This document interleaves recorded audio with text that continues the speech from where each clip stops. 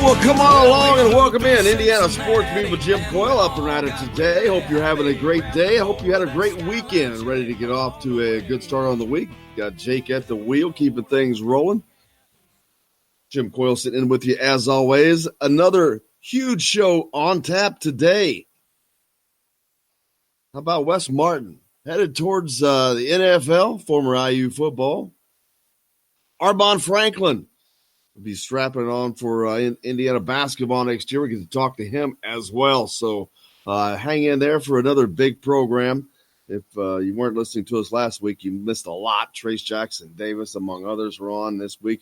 We start off with Armaan Franklin. Look forward to that. Hope your day's off to a good start, like I said. You can hit us up on the text line, 812-269-6367. Coming to you from the Golf Club at Eagle Point Studios.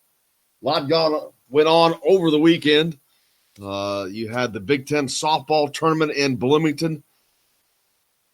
Indiana made it to the second round before they lost to Northwestern in a tight game.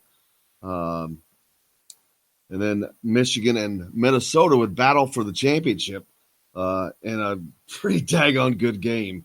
And Michigan would end up winning that title. But, man, you talk about close. There was a shot to the wall that was about 4 inches from going out for Minnesota that would have changed that game. There was another hit that was so close that would have changed that game. I mean, that thing was turned on its ear, but Michigan comes away with the title of the Big Ten softball champions this year, both regular season and the tournament. There were 5 teams that ended up making it into the NCAA tournament last night from the selection for that. Those Big Ten teams: Wisconsin, Ohio State, Illinois, Northwestern, and Michigan, of course. Indiana doesn't make it in. They must have been on that first 4 outside of that because, man, oh, man, they were close. They had a great season, but not quite good enough to make it into the tournament. I'm sure Coach Stanton will use this as a learning tool for that squad, but they've got a lot to look forward to, but they certainly have it going on there. Hopefully they can get that rectified next year and move on, but good season for them. Congratulations to Indiana softball and Coach Stanton on a great season. Unfortunately, it does not end with a tournament bid, like I said, but, hey, a great job. IU baseball, woo, big weekend. Big series up in Ann Arbor, Michigan. Indiana had not been playing well. They had lost 3 out of their previous 4. They had combined for 3 runs in those 3 losses. Weren't hitting the ball that well. Well, they took care of that, man. They busted out of that slump easily, winning Friday and Saturday to win the series, and was going for the sweep on Sunday. And, wow, that was back and forth. They ended up losing in 11 innings. Golly, that would have been huge because after winning those first 2, that put them within a half a game of the first-place Michigan Wolverines.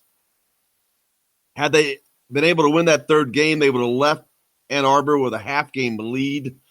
Unfortunately, they don't, so they slide back to a game and a half back.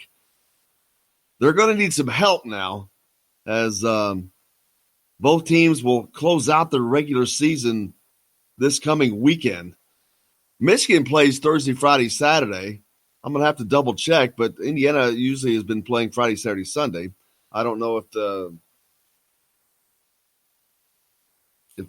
they're playing the same those days or not. I have to pull that up real fast. But Indiana would know if they had a shot, but they're going to need some help as Michigan travels to Lincoln, Nebraska to take on the Cornhuskers.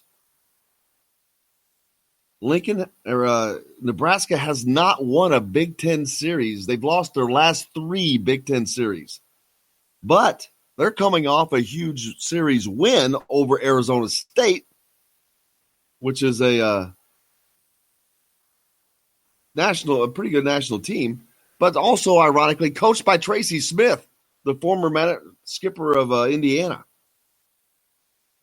But that's a pretty big series win for Nebraska.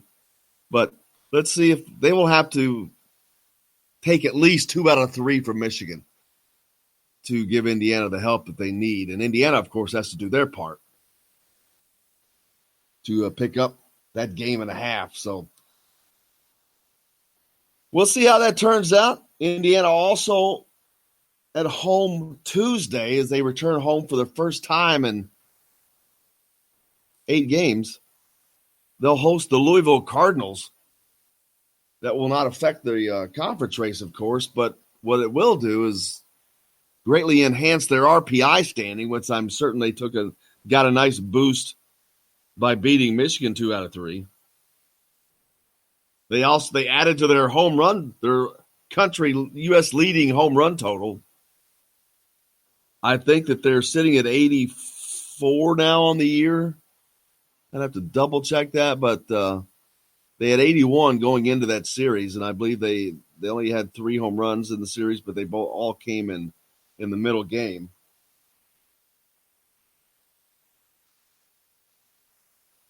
Text in from Tim mentioning the transfer from Notre Dame for IU women's basketball.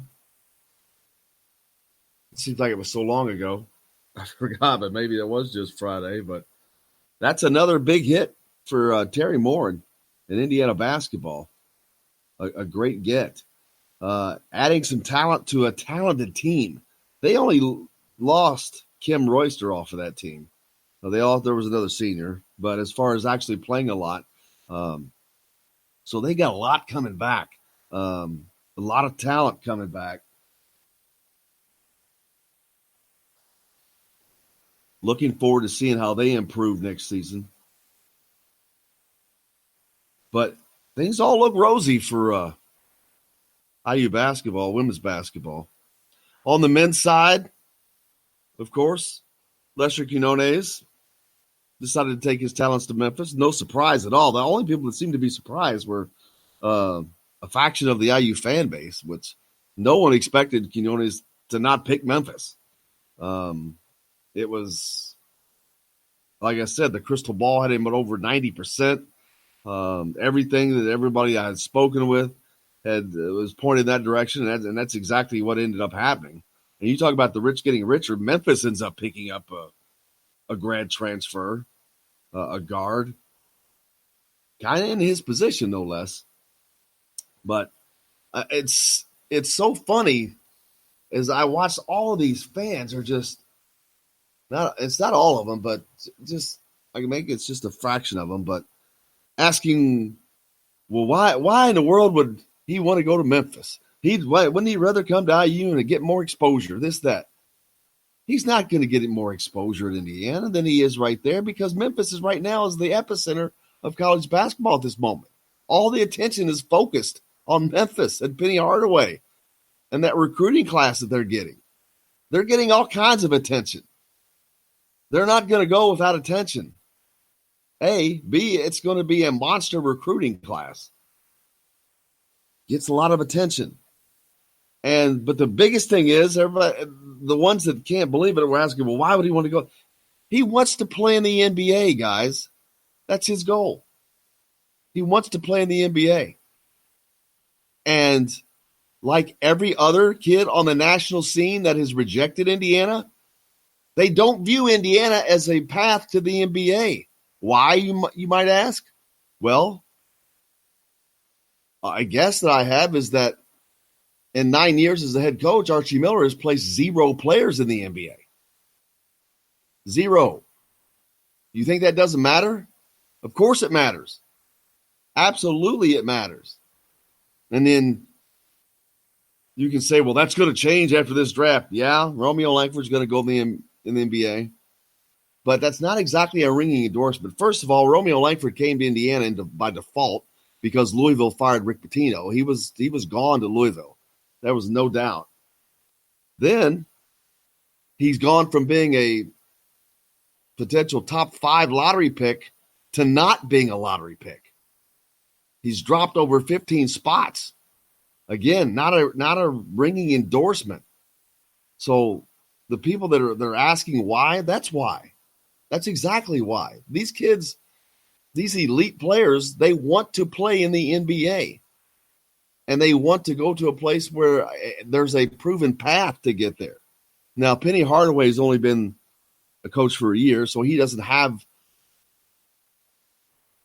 a record like some of the other schools of getting players into the NBA, but he's been a coach for a year. But he also played in the NBA for 12 years. He was a 4-time NBA All-Star. They also have Mike Miller. That stuff matters, man.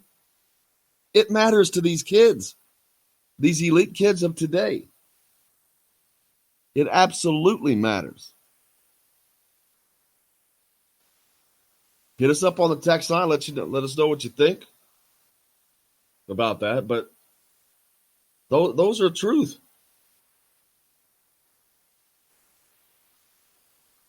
Get a text in from Tim. What do you think Watford is waiting for to commit? Do we still maybe have a shot?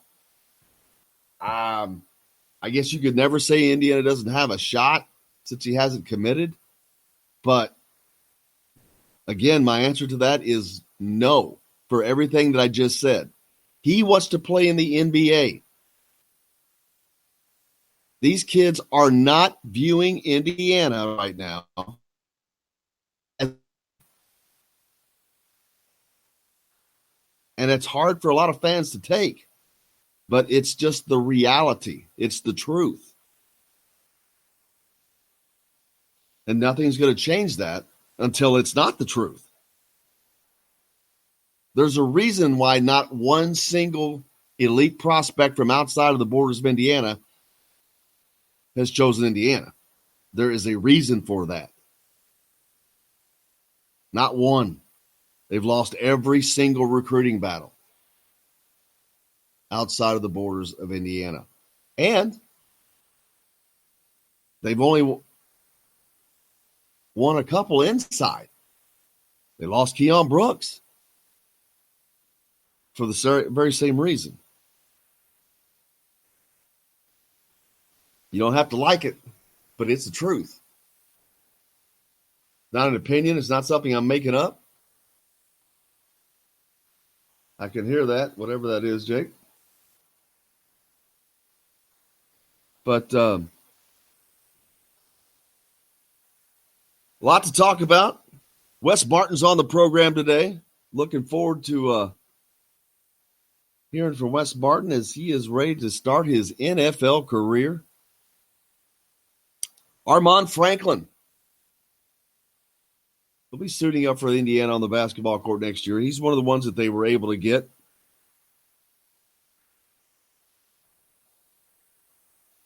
Tim texts in that Indiana has players in the NBA doing well. They were not under Archie Miller.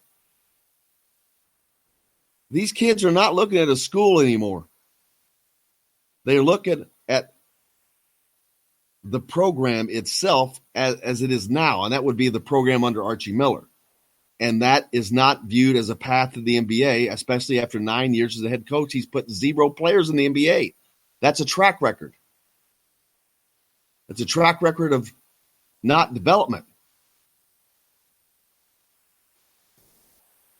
And that's where they view. Victor Oladipo didn't play for Archie Miller. That's why Tom Crean has been able to get the recruiting class that he's been able to get, is because of those guys from Indiana that are in the NBA were under him. Exactly. That's why he's got the number 6 recruiting class in the country, including the number 1 or number 2 recruit in the country, depending on what you look at. Good point, Jake. But it is. Tom Crean put guys in the NBA. Tom Crean put guys in the NBA that you hadn't even heard of, like OG Anunoby. It matters. And I'm not saying it as a knock. This is just the facts. These are just the facts. It's not an opinion. They're facts. And until that changes, it's not going to change. But the original question Tim asked was, what is Watford waiting on? That's a good question. He's obviously waiting for things to shake out. Maybe he was waiting for things to get better at LSU so it doesn't look as bad going to that school, because it does not look good going to a school when you have an absolute known cheater as the head coach.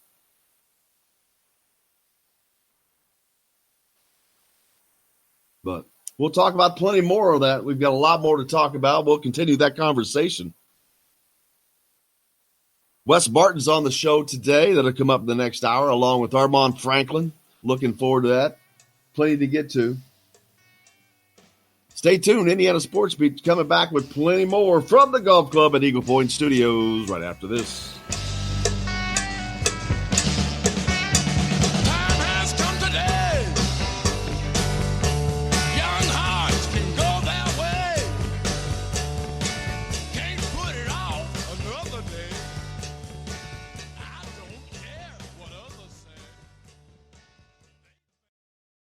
Hello, everybody. Jim Coyle from Indiana Sports Beat. When I'm not covering the Hoosiers, you can find me at Bubba's 33 in Clarksville, located on the northeast corner of I-65 at Veterans Parkway. Bubba's 33 has hand-tossed pizzas, bold burgers, and ice-cold beer from a select list of local craft brewers. An incredible food selection, all made fresh daily. Whether you're meeting the team for that post-win meal in the family dining area or meeting friends for happy hour to watch the game on one of Bubba's 50 TVs. Bubba's 33 in Clarksville. Pizza, burgers, beer. We all want a winning smile for those championship photos, and that's exactly what you will get at Reynolds Family Dentistry in Sellersburg. Reynolds Family Dentistry has been serving the dental needs of Hoosier families for over 30 years. Let Doctors Roger and Jay Reynolds take care of your family. Just off of I-65 at 809 South Indiana Avenue in Sellersburg. Call 812-246-3368. That's Reynolds Family Dentistry, 812-246-3368.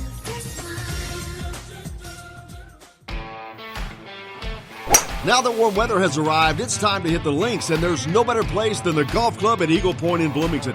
Voted best golf course by the readers of the Bloomington Herald-Times, the Golf Club at Eagle Point is under new ownership, has new fairways and bunkers, and it's open to the public. When the round's over, there's cold beer and a full menu at the Eagle Point Pub and Bistro. Call 812-824-1100 to make a tee time. That's 812-824-1100. The Golf Club at Eagle Point in Bloomington.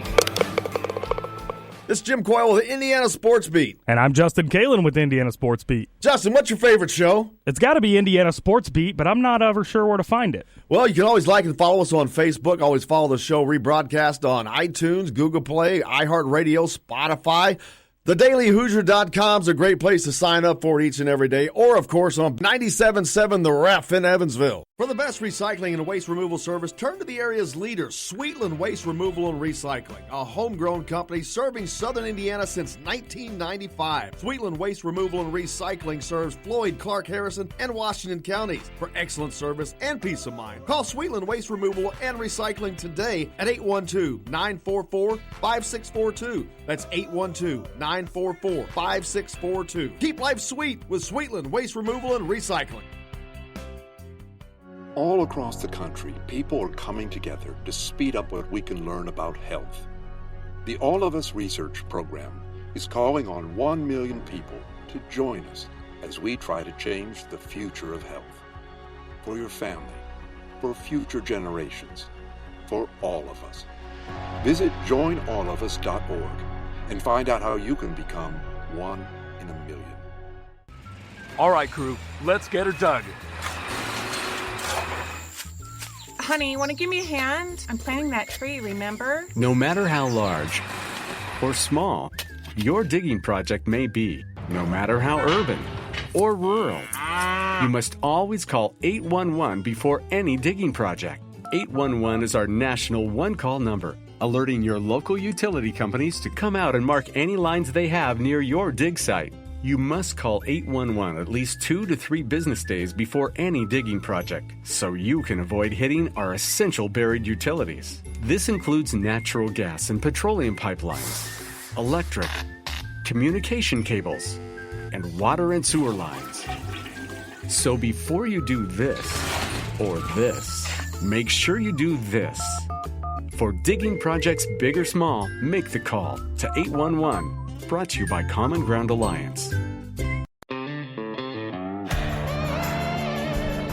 Hi, this is AJ Moye, and you're listening to Indiana Sports Beat with Jim Coyle.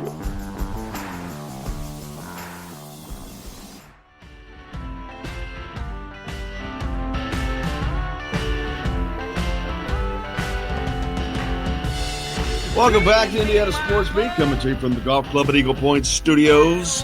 Hope your Monday is off to a good start. Hope you had a great weekend. Weather has just turned cold, man. Wow.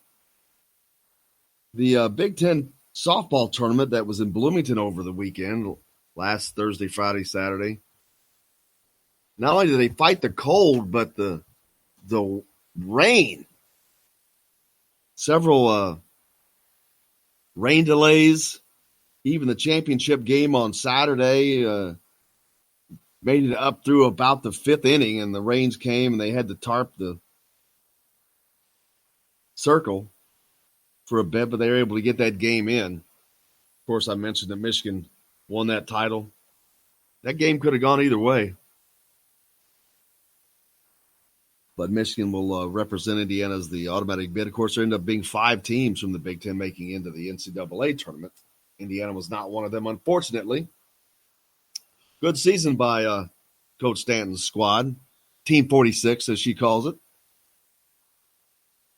I kind of dig that. She refers to her teams as Team 45, Team 46, as they are the 45th and 46th program or team in the program's history. But it's kind of unique.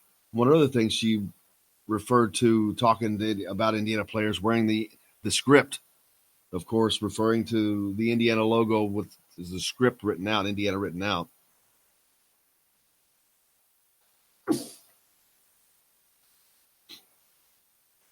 Hopefully they can keep things rolling next year and pick up on where they left off. But congratulations to them and a good season. The women's basketball program picked up a nice hit with a grad transfer from Notre Dame that continues to add little pieces to a talented squad. I think Allie Patberg was at Notre Dame originally. I know it's the second transfer from Notre Dame. But they are really, really turning it up. Even IU track and field, men's and women's, I think ended up runners-up in the Big Ten Outdoor Championships in Iowa City. Congratulations to them. The NBA continues the playoffs. Playoffs? Exactly. Yesterday, out on the western side, the Portland Trail Blazers wrapped up that series 4-3 over Denver the hard way. They were in Denver. One there. And then back east, I didn't see the game, but Jake says it was a good one. Toronto wins winner. Series 4-3 with a 92-90 win over the 76ers. Last second shot went down. How'd that go, Jakey? Here, I'll play a clip real quick. Perfect. Kawhi up top, looks at the clock, turns the corner for the win. The golden! Kawhi Leonard! With the You heard him go, as he said, go for the win. The shot went off, and there's like 2 seconds in between that and when he could finally say, because how many times did the ball hit the rim? The ball bounced off the rim like 4 times. It was crazy just watching it live. Like, the whole arena went completely silent, and the only thing you could really hear was just the ball bouncing off the rim. I mean, it finally dropped, and it was just like, it was like a movie scene almost. You know, the cliche where everything just stops and everybody waits for the ball to go in, and it just happened like that. It was cool, but it was weird at the same time. I've never seen anything like that in a live game. Toronto moves on, live to fight another day. OG Anunoby gets a chance to come back. Well, now, will he be back this quickly, or is he still out until maybe the finals? I'm not sure. It wouldn't surprise me if he gets back in this series, because I think it's like 6 weeks out, I'm pretty sure. It's got to be tough coming back from a surgery. It was emergency appendectomy, wasn't it? Yeah. So he's got to come back from surgery. You lose 6 weeks of game shape. And so, but they've done this without him, one of their starters. And then on Friday, Golden State, Houston was trying to force a Game 7, but Golden State had other ideas as they come out of Houston with a 118-113 win, and they win that series 4-2. Unfortunately for Eric Gordon, former Hoosier, their season's done. But now Golden State and Portland will lock horns for the Western Conference Championships and a berth into the NBA Finals. While back east, it will be Toronto and Milwaukee going at it to see who represents the eastern side.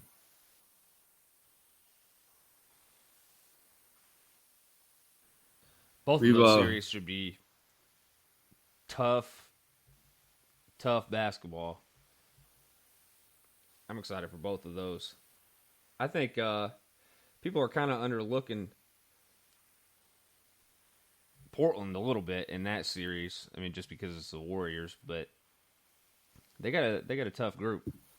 I don't see how you can overlook anybody at this level, at that stage. I mean, there's only 4 teams left, period. You've outlasted everybody else besides the 4 teams that are standing.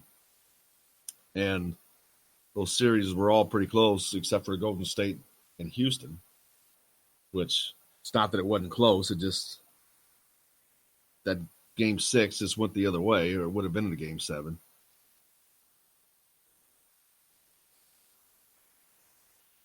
But we'll see how that goes, as those playoffs will pick up again this week, if you're following that. We were talking about Indiana men's basketball and the lack of success on the national level recruiting.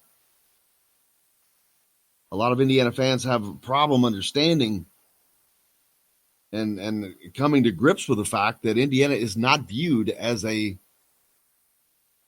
path to the NBA for these guys, which is what these elite players have in mind.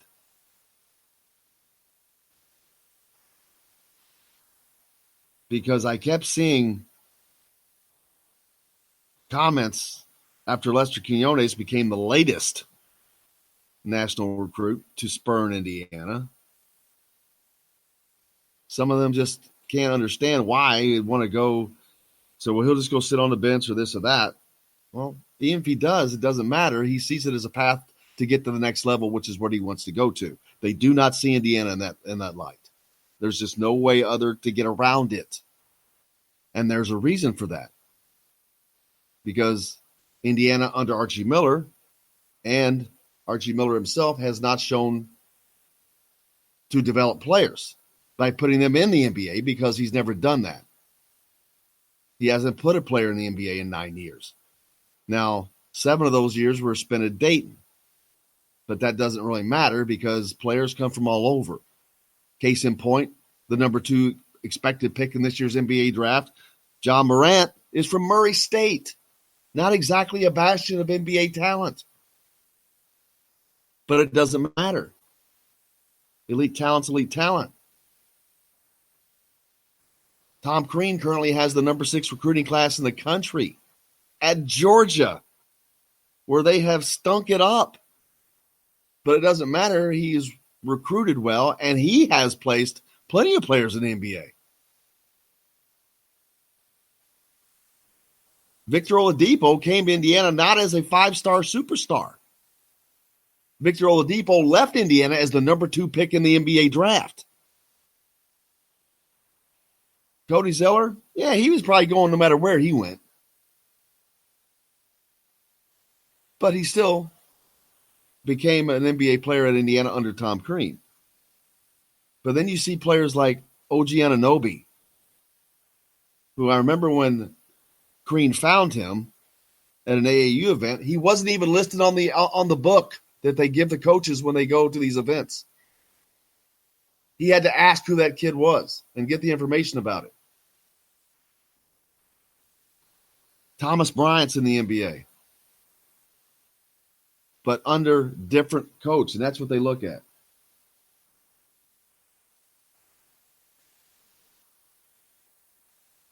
That's what players look at. Doesn't mean it make it right, doesn't make it anything other than the only thing that makes it is factual. It's factual. There's a reason every one of these national recruits has chosen not to come to Indiana.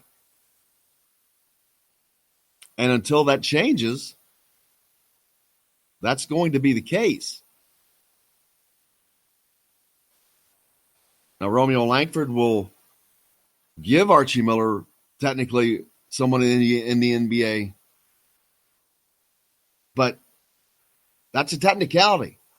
He was already going to the NBA. He was already listed as a lottery pick before he started the season at Indiana.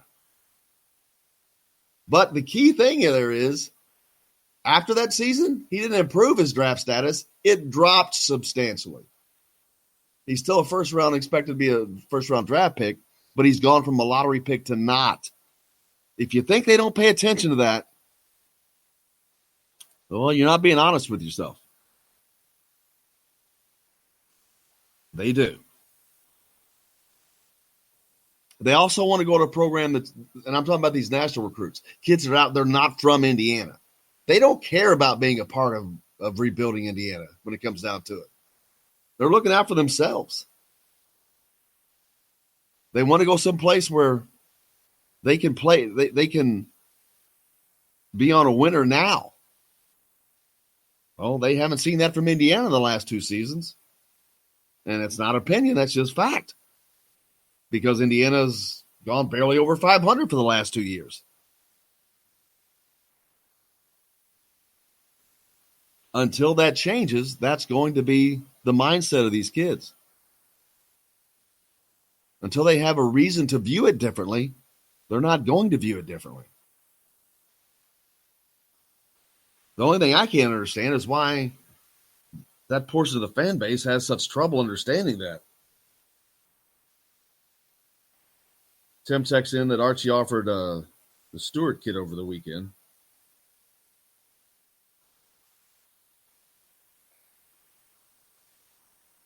What's Indiana going to do for 2019? They've got 2 open scholarships. You know, the most obvious choice is the grad transfer market, but I'm not sure that works out too well for Indiana. Apparently it's difficult for Archie's quote-unquote system to gel with players. It takes them a while. Well, when you get a grad transfer, you generally only get them for a year. Joey Brunk's a different case. He'll be at Indiana for 2 years. But that's also a kid that's from Indiana. What are they going to do with those 2 scholarships? I know they will not leave both of them open. There's no way. They need the bodies.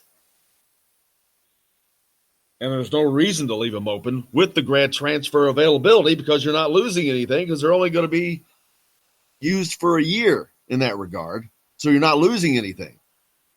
So there's no point in banking them. There is no reason at all to bank them. None. Unless you simply can't find somebody to use them. But let us know how do you think recruiting's going? Really? You got Trace Jackson Davis, Armaan Franklin coming in, 2 great recruits from the state of Indiana.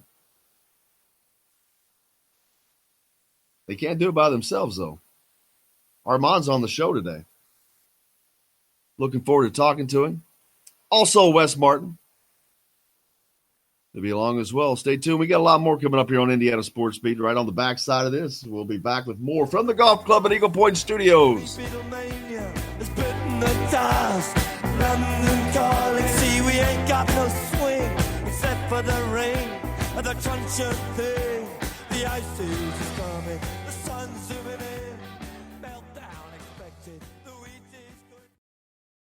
Hello, everybody. Jim Coyle from Indiana Sports Beat. When I'm not covering the Hoosiers, you can find me at Bubba's 33 in Clarksville, located on the northeast corner of I-65 at Veterans Parkway.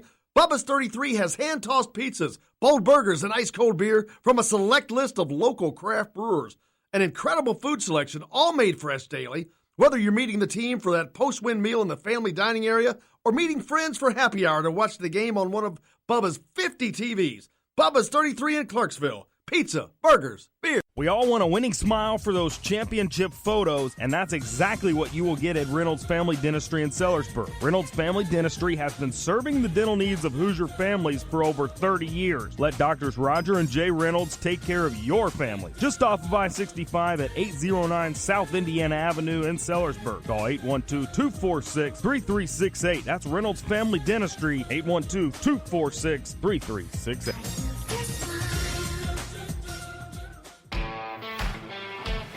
Now that warm weather has arrived, it's time to hit the links, and there's no better place than the Golf Club at Eagle Point in Bloomington. Voted best golf course by the readers of the Bloomington Herald-Times, the Golf Club at Eagle Point is under new ownership, has new fairways and bunkers, and it's open to the public. When the round's over, there's cold beer and a full menu at the Eagle Point Pub and Bistro. Call 812-824-1100 to make a tee time. That's 812-824-1100. The Golf Club at Eagle Point in Bloomington. It's Jim Coyle with Indiana Sports Beat. And I'm Justin Kalen with Indiana Sports Beat. Justin, what's your favorite show? It's got to be Indiana Sports Beat, but I'm not ever sure where to find it. Well, you can always like and follow us on Facebook. Always follow the show rebroadcast on iTunes, Google Play, iHeartRadio, Spotify. TheDailyHoosier.com is a great place to sign up for it each and every day. Or, of course, on 97.7 The Ref in Evansville. For the best recycling and waste removal service, turn to the area's leader, Sweetland Waste Removal and Recycling, a homegrown company serving southern Indiana since 1995. Sweetland Waste Removal and Recycling serves Floyd, Clark, Harrison, and Washington counties. For excellent service and peace of mind, call Sweetland Waste Removal and Recycling today at 812-944-5642. That's 812-944-5642. Keep life sweet with Sweetland Waste Removal and Recycling. All across the country, people are coming together to speed up what we can learn about health. The All of Us research program is calling on 1 million people to join us as we try to change the future of health. For your family, for future generations, for all of us. Visit joinallofus.org and find out how you can become one in a million. All right, crew, let's get her dug. Honey, want to give me a hand? I'm planting that tree, remember? No matter how large or small your digging project may be, no matter how urban or rural, you must always call 811 before any digging project. 811 is our national one-call number, alerting your local utility companies to come out and mark any lines they have near your dig site. You must call 811 at least 2 to 3 business days before any digging project, so you can avoid hitting our essential buried utilities. This includes natural gas and petroleum pipelines, electric, communication cables, and water and sewer lines. So before you do this or this, make sure you do this. For digging projects big or small, make the call to 811. Brought to you by Common Ground Alliance. This is former Indiana basketball player Greg Green. Keep up with the Hoosiers on Indiana Sports Beat with Jim Coyle. When their sons go off to fight and lose their lives, I said, war! Good God, y'all. What is it good for? Welcome back to Indiana Sports Beat, coming to you, of course, from the Golf Club at Eagle Point Studios. Jim Coyle with you. As always, Jake's at the wheel.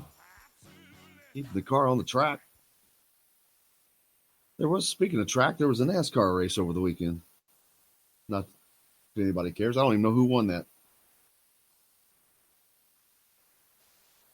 Was busy doing other things. The NBA playoffs are coming down to a close. Mentioned that Toronto beats the 76ers 92-90. Wins that series 4-3. Portland wins their series with Denver 196.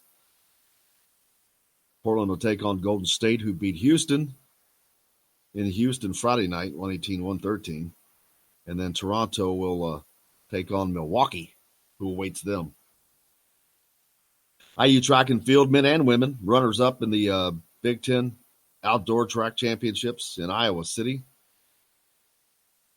Big Ten softball tournament took place in Bloomington last weekend. Michigan wins the Big Ten tournament title. Men's baseball, great weekend for them. Coach Jeff Mercer and that squad. Hell of a job. Michigan has not lost a Big Ten series, period, I think, this year, much less at home. And Indiana had not been playing well of late. They had lost 3 out of their last 4. They have never played. They hadn't won a Friday game, and gee whiz, I couldn't tell you how long. But boy, oh howdy, did they change that. They jump on Michigan Friday, come back Saturday, do the same thing. Big hitting. And Michigan has the best pitching staff in the Big Ten, the second best in the country. And Indiana took care of some biz. They win 2 out of 3 to win the series. Unfortunately, they were 2.5 games back when they went to Ann Arbor. Had they been able to manage that sweep, they would have left with the Big Ten lead. Now they will need some help from Nebraska as the Wolverines travel to Lincoln for a 3-game series beginning Thursday.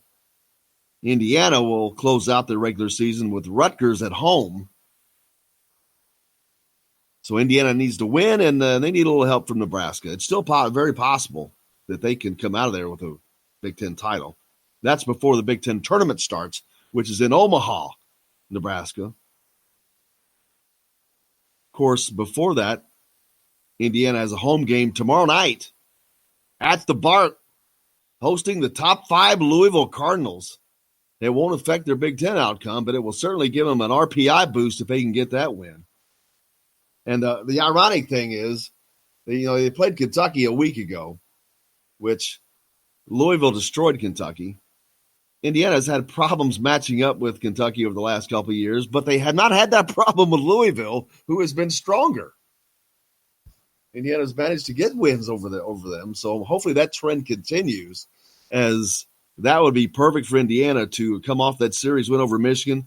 They could get a win over Louisville. That would give them a great bump in the RPI, which all goes towards the seeding in the NCAA tournament. There's no doubt they're heading to the tournament. They've all but locked that up for certain. On the program today, Wes Martin, newest IU football former Hoosier to be drafted into the NFL. Drafted by the Washington Redskins here recently. We'll talk to him. Also, Armaan Franklin's on the show today. Looking forward to that. Got a text in. Is Armaan Franklin recruiting any of these 2019 players that are still uncommitted? Well, I'll ask him that. But I'm certain that they are. I know that Trace Jackson Davis, who was on the show last week, we talked about that, and he's very open about trying to, they can only do so much, but they do their part in trying to get players, but there's That's only not so their much job. they can do. What's that? I said that's not their job. No, it's not. And they can only do so much. I mean, they can, hey, man, come on, come play with us. But they're not going to be hard pitching. They're not going to be hard pitching them. But IU recruiting it's not that it's It's awful because you've got Trace Jackson Davis and Armaan Franklin. Joey Brunk's coming in with them, but he's not a recruit. He's a transfer. So it's not that they don't have talent. They've got talent. But you still need more. They've got 2 open scholarships, guys. And the difference between being average and okay is having talent that you've got to have elite talent. Trace Jackson is elite. Armaan's elite. But you've got to have more. Memphis is going to sign a monster class. Now, they've got a ton of openings as well. I mean, they're going to end up, bringing in, 7 guys this year? It's a lot. They've had 3 players transfer, and I think they had 4 graduate. But the difference is they're filling theirs, but not only are they filling them, they're filling them all with elite talent.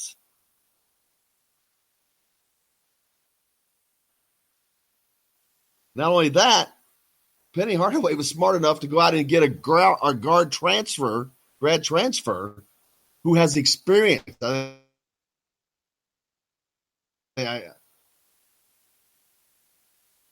Dude averaged over 20 points a game. He's bringing some experience in because freshmen are not going to win you a national championship.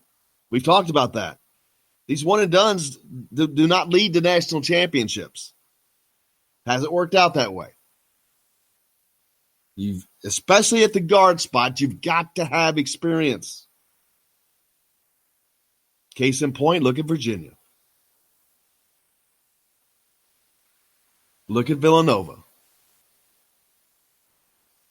You've got to have experience. Michigan didn't win a national championship when they went to the Final Four year before last, of course, but they made it to the Final Four championship game, I believe, and they had experience.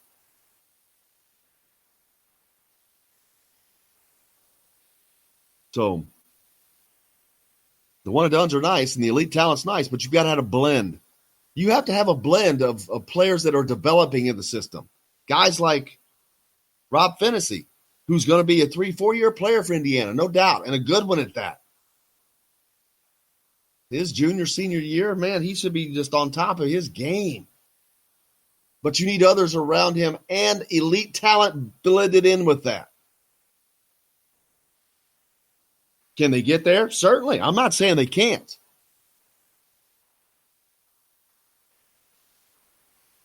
But do players develop to the elite status under that staff? To this point, you can't say that.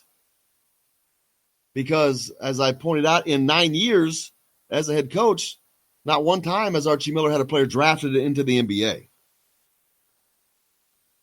Yeah, you can say that's going to change with Romeo, but that's a technicality. Romeo was projected as a top 5-6 pick before he came to Indiana. And then he did what? He drops. His draft status has dropped substantially. And he only came to Indiana because it was a default. He was going to Louisville. So they got into trouble. You look at, and I'm not advocating Tom Crean, but I'm just pointing things out. Noah Vonleh, Yogi Ferrell, OG Anunoby, Thomas Bryant, Troy Williams, Victor Oladipo. You know what they all have in common? They're playing in the NBA. These kids pay attention to that stuff because that's where they want to go. The elite talent pays attention to that. So if you can't recruit the elite talent that gets to the NBA, you have to develop that talent. And that neither has been shown to be the case.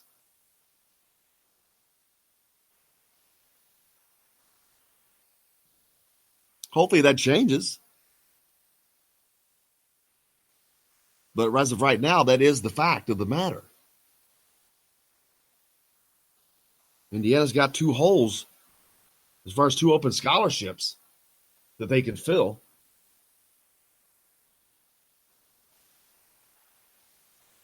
Tim hit us up on the text line asking if Armaan Franklin is recruiting any of those 2019 players that are still uncommitted. Yeah, I'm sure they are, as we talked about, but they can only do so much. We know Trace Jackson has been open about recruiting. Losing Keon Brooks was a major hit for Indiana because that was one within the borders. They have not secured a single recruit from outside of the borders of Indiana, and they've lost one of the best players of the top two players in the state. They got one of them. They lost the other. That was a blow. Do you think those kids don't pay attention to that, the ones that are outside of the state? Absolutely they do. And if you don't think so, well, that's fine. Everyone's welcome to their opinion, but the facts point me in a different direction.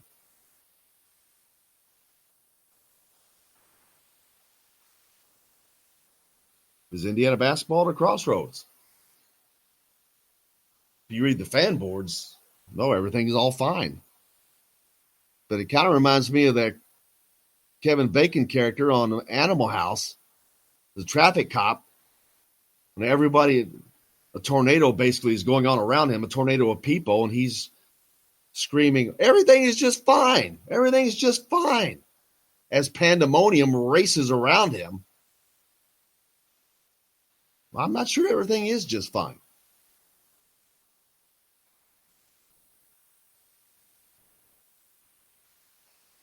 You've had 2 years of mediocre play. The second season, which there was a 12-game losing streak. There's a lot of questions. A lot of questions.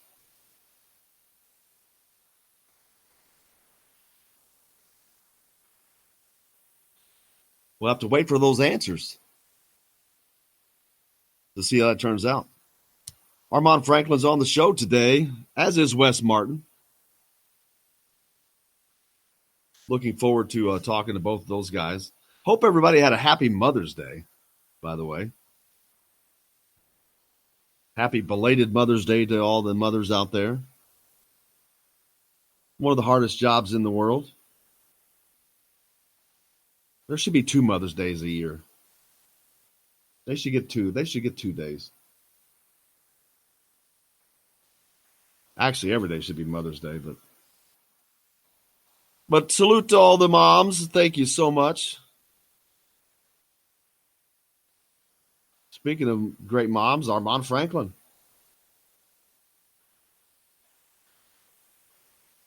She certainly endeared herself to the Hoosier Nation. Gets a lot of love on Twitter. It's great to see that. And it's great to see, that there's just an awesome relationship there between Armaan and his mom. That is a cool thing to see, man. Very, very cool thing to see. Yeah, it's always cool to love your mom. And to show it.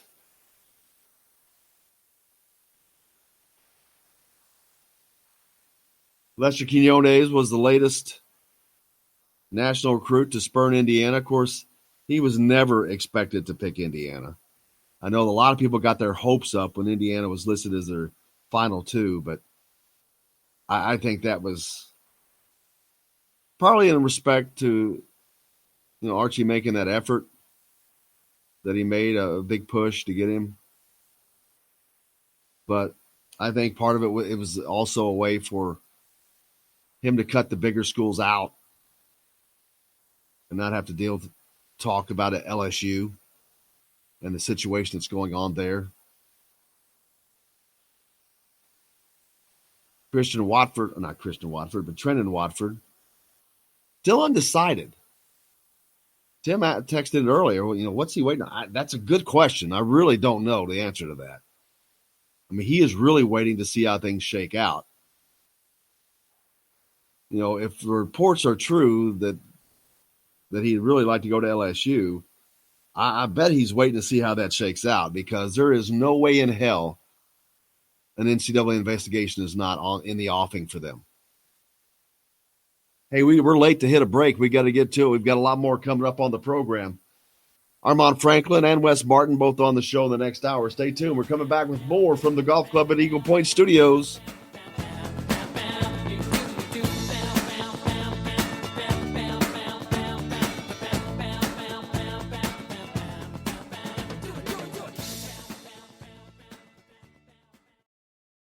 Hello, everybody. Jim Coyle from Indiana Sports Beat. When I'm not covering the Hoosiers, you can find me at Bubba's 33 in Clarksville, located on the northeast corner of I-65 at Veterans Parkway.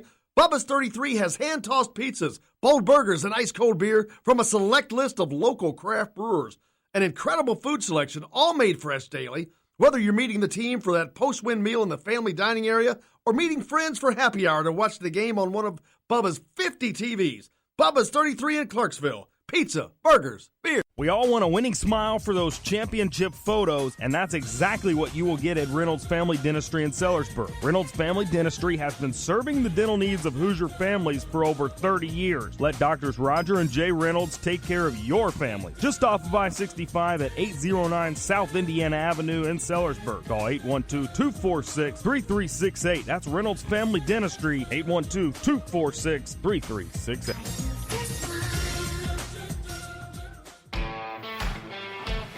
Now that warm weather has arrived, it's time to hit the links, and there's no better place than the Golf Club at Eagle Point in Bloomington.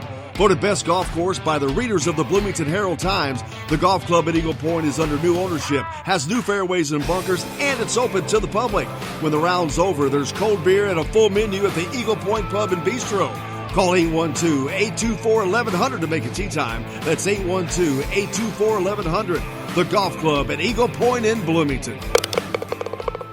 It's Jim Coyle with Indiana Sports Beat. And I'm Justin Kalen with Indiana Sports Beat. Justin, what's your favorite show? It's got to be Indiana Sports Beat, but I'm not ever sure where to find it. Well, you can always like and follow us on Facebook. Always follow the show rebroadcast on iTunes, Google Play, iHeartRadio, Spotify. TheDailyHoosier.com is a great place to sign up for each and every day. Or, of course, on 97.7 The Ref in Evansville. For the best recycling and waste removal service, turn to the area's leader, Sweetland Waste Removal and Recycling, a homegrown company serving southern Indiana since 1995. Sweetland Waste Removal and Recycling serves Floyd, Clark, Harrison, and Washington counties. For excellent service and peace of mind, call Sweetland Waste Removal and Recycling today at 812-944-5642. That's 812-944-5642. Keep life sweet with Sweetland Waste Removal and Recycling. All across the country, people are coming together to speed up what we can learn about health. The All of Us Research Program is calling on 1 million people to join us as we try to change the future of health. For your family, for future generations, for all of us. Visit joinallofus.org and find out how you can become one in a million. All right, crew, let's get her dug. Honey, want to give me a hand? I'm planting that tree, remember? No matter how large or small your digging project may be, no matter how urban or rural, you must always call 811 before any digging project. 811 is our national one-call number, alerting your local utility companies to come out and mark any lines they have near your dig site. You must call 811 at least 2 to 3 business days before any digging project, so you can avoid hitting our essential buried utilities. This includes natural gas and petroleum pipelines, electric, communication cables, and water and sewer lines. So before you do this or this, make sure you do this. For digging projects big or small, make the call to 811. Brought to you by Common Ground Alliance. Hey sports fans, this is Lily King. Make sure you tune into Indiana Sports Beat with Jim Coyle.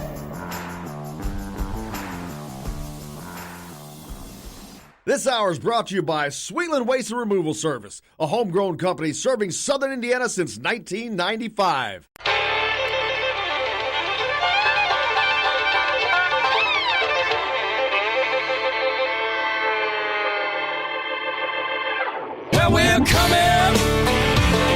your city. Gonna play our guitars and sing you a country song. We'll all be flying higher than a jetliner. And if you want a little bang in your yin-yang, come along. Well, come on along and welcome to Indiana Sports Beat with Jim Quayle. Thanks a lot for taking us along wherever you're going, whatever you may be doing. We appreciate you taking us along for the ride. Hope you had a great weekend and ready to get your week off to a good start. Hopefully we can do just that. A lot to get to on the program today. Looking forward to having Wes Martin, just drafted by the Washington Redskins out of Indiana. Also, Armaan Franklin joins us today as well. One of high-end recruits coming in for Archie Miller in this upcoming basketball season. Been talking a lot about recruiting. We'll talk about that and much more. Over the weekend, the Big Ten softball tournament wrapped up in Bloomington. Indiana reached the second round before losing to Northwestern in a tight game. Michigan would go on to win that over Minnesota. Michigan, a very good team, was the number one team coming in the Big Ten Conference before that. But that was a great game. That could have gone either way. The men's baseball program, what a weekend they had, man. Congratulations to a big, big series win. Indiana went up to Ann Arbor, trailing the Wolverines by 2.5 games for the conference lead. And they did what nobody else has done this year. They took a home series from Michigan. They won their first 2 games, almost swept the Wolverines. My gosh, watching that game yesterday, it was heartbreaking. They lose it in 11 innings. But great weekend overall. Doesn't matter. They win the series. They're still in potential spot where they could potentially win the Big Ten Conference, but they're going to need some help. They need some help from Nebraska as the Wolverines travel to Lincoln for a 3-game series this weekend. Indiana will host Rutgers to close out the regular season. Indiana, of course, needs to win. They need to win all 3 games, but they need Nebraska to take 2 of 3 from Michigan. And if that could happen, Indiana would wrap up a Big Ten title. Now, Nebraska has not won a Big Ten series in quite some time. They've lost their last 3, I believe. But they're coming off of a big series win over Arizona State, which is a nationally prominent program, coached by former Indiana coach Tracy Smith, ironically. But Nebraska did get that series win.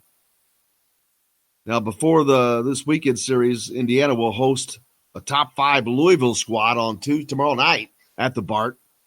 So go out and check that out. Indiana has fared well against Louisville in the last few years. Hopefully they can keep that up. It would be a great boost to their RPI standing. And that's all it's down to now because Indiana's a no-doubter as far as making the tournament.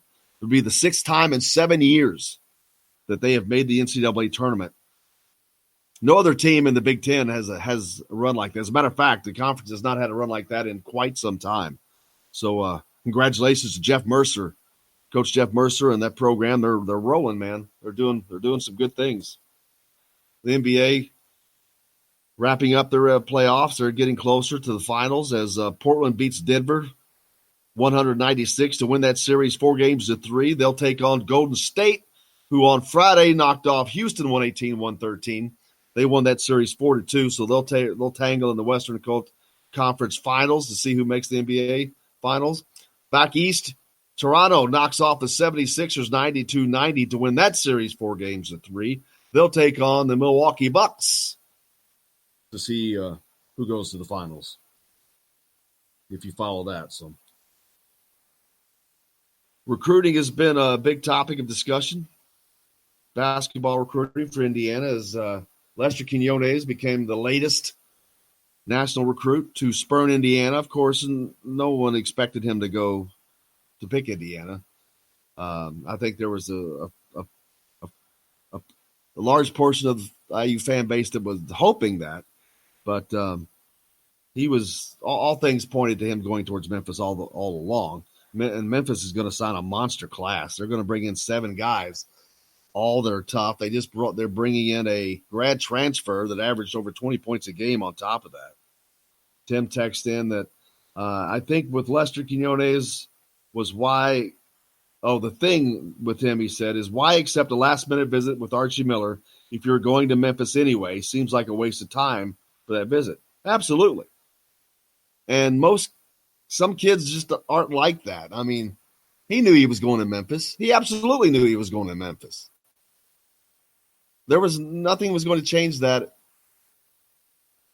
and it didn't. But he's more concerned. Lester Quinones is one of the, and I pointed this out well before this happened, but he's all about the brand, man. He's bumping up his brand. He was just killing it on Twitter and on social media, inviting the IU fans, hey, blow me up. I'm coming to your school. Blow me up on Twitter. Blow me up on Instagram. He's creating followers. He's trying to bump up his brand is all he was doing. He knew exactly where he was going.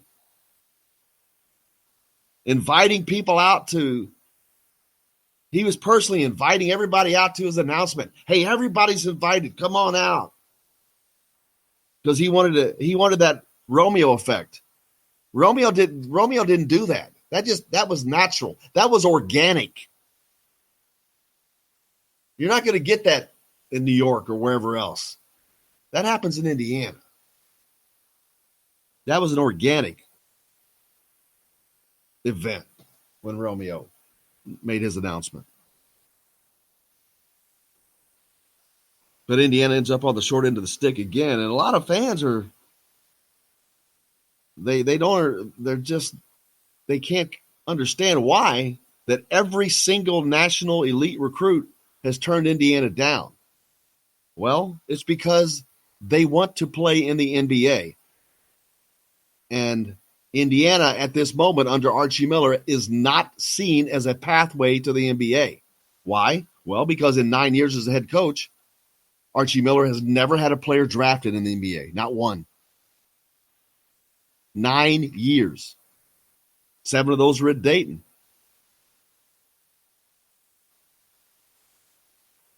Not as many opportunities, but opportunities. The number 2 pick in this year's draft, Ja Morant, projected to be, he's from Murray State. If you look at the NBA rosters, half of the guys are from schools, mid-majors or otherwise.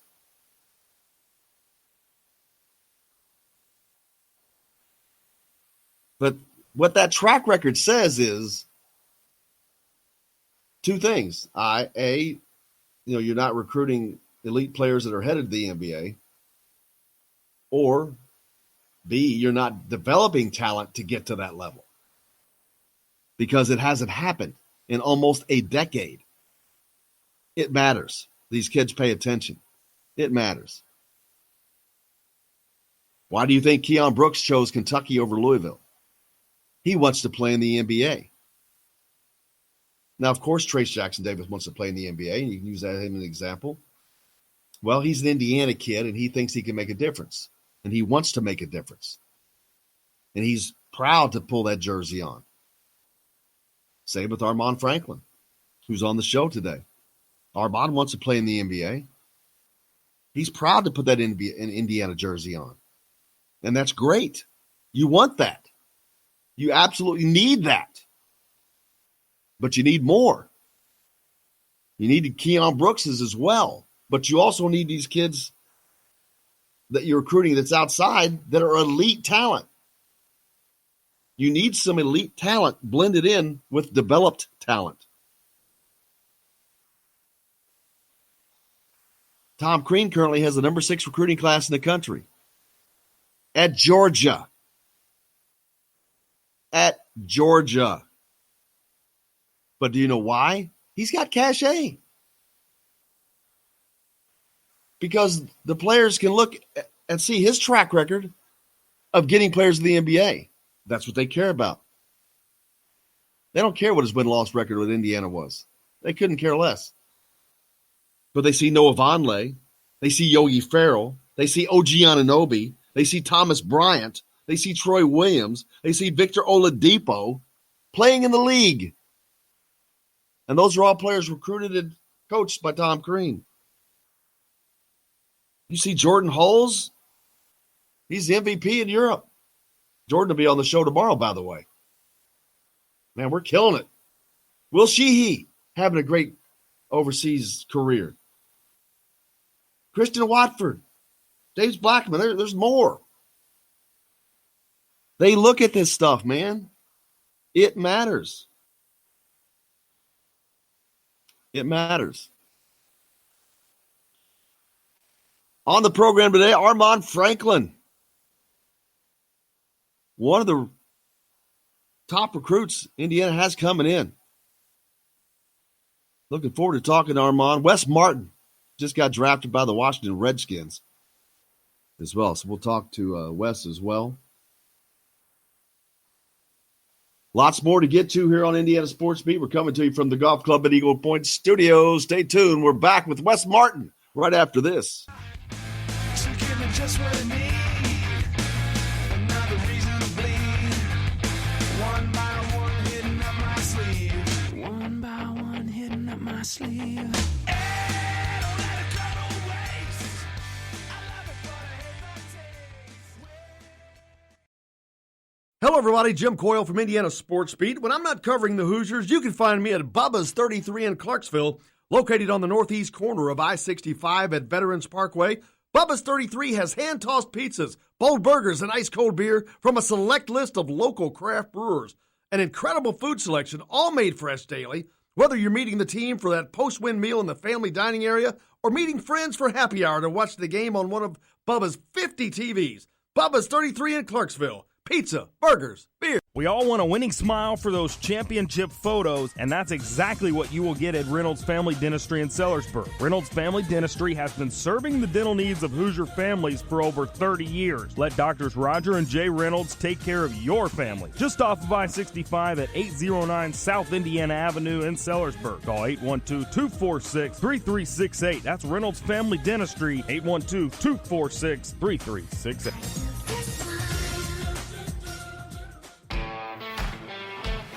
Now that warm weather has arrived, it's time to hit the links, and there's no better place than the golf club at Eagle Point in Bloomington. Voted best golf course by the readers of the Bloomington Herald-Times, the golf club at Eagle Point is under new ownership, has new fairways and bunkers, and it's open to the public. When the round's over, there's cold beer and a full menu at the Eagle Point Pub and Bistro. Call 812-824-1100 to make a tee time. That's 812-824-1100. The golf club at Eagle Point in Bloomington. It's Jim Coyle with Indiana Sports Beat. And I'm Justin Kalen with Indiana Sports Beat. Justin, what's your favorite show? It's got to be Indiana Sports Beat, but I'm not ever sure where to find it. Well, you can always like and follow us on Facebook. Always follow the show rebroadcast on iTunes, Google Play, iHeartRadio, Spotify. TheDailyHoosier.com is a great place to sign up for it each and every day. Or, of course, on 97.7 The Ref in Evansville. For the best recycling and waste removal service, turn to the area's leader, Sweetland Waste Removal and Recycling, a homegrown company serving southern Indiana since 1995. Sweetland Waste Removal and Recycling serves Floyd, Clark, Harrison, and Washington counties. For excellent service and peace of mind, call Sweetland Waste Removal and Recycling today at 812-944-5642. That's 812-944-5642. Keep life sweet with Sweetland Waste Removal and Recycling. All across the country, people are coming together to speed up what we can learn about health.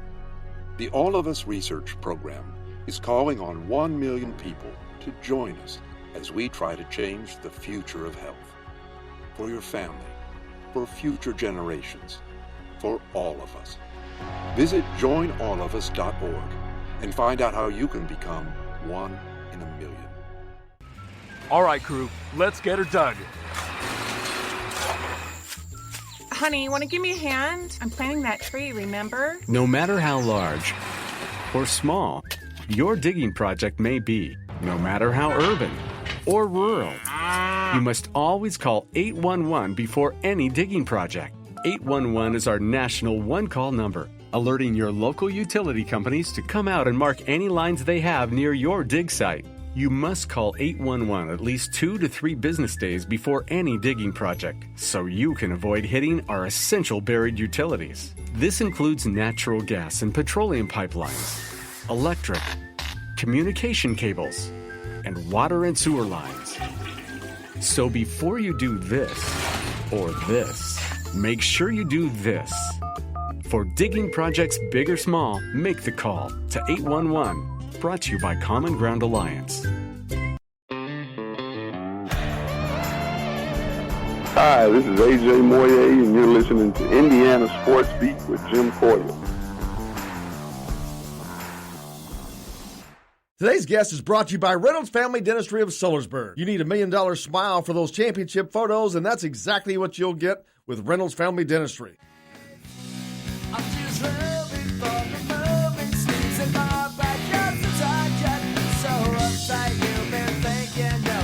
Welcome back to Indiana Sports Beat. Jim Coyle sitting here as always. Appreciate you joining us, taking us wherever you're going. Great guest today. Can't be any happier to have Wes Martin with us. Wes, man, thank you so much for joining us today. Thank you for having me. I'm happy to be on here.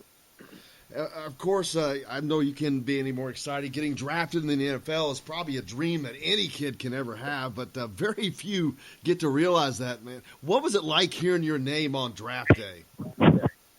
Yeah, like you said, it really is a dream come true. It's something you work towards your whole life, and then seeing it actually happen, it's pretty wild.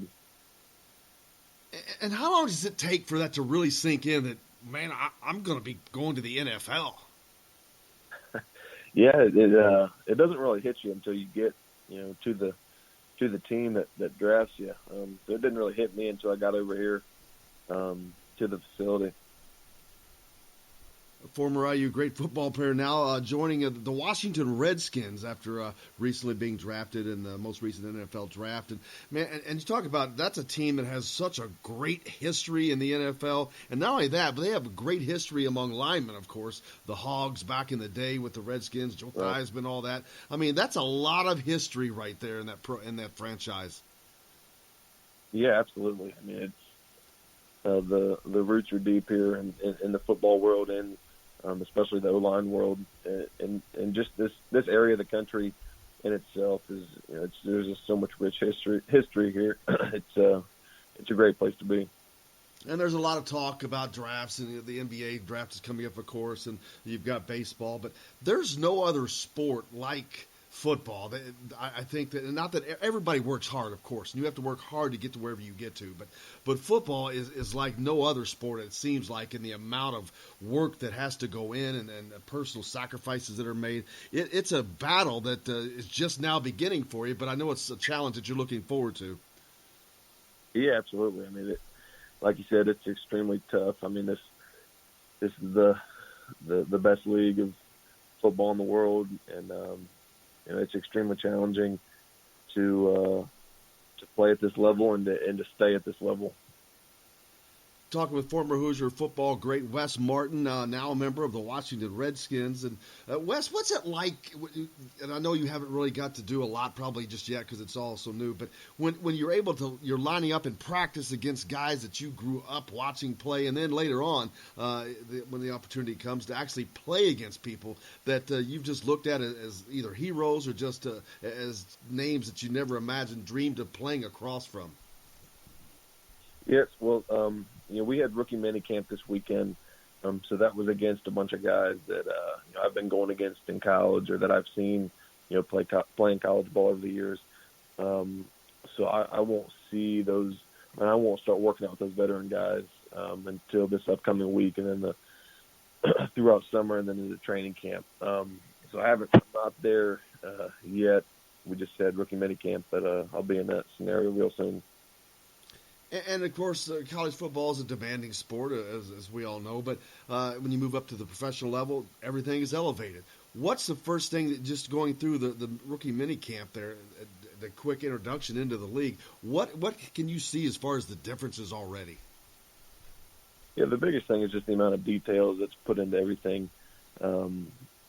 Everything is broken down a lot further, and there's just so much refining to do, and then so many small details that if you can get all those things down, then you're going to be, one of the great players. That's the biggest thing, of just all the small things that are brought into the game. And there's a lot of studying that has to go on. I mean, I don't think people have an understanding of how much time is spent just simply studying, not just the game and film, but I'm talking about book, plays and all the tendencies and all these things you guys have to get down in your head. Right. Yeah. I mean, there's a whole lot to learn, and you just got to soak it all up and let your mind get filled with all the new knowledge.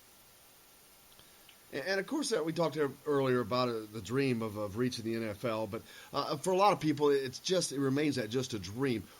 At what point in college or whenever it was, did it really sink into you that this is a real possibility that I could move on to this next level and I can play at that level?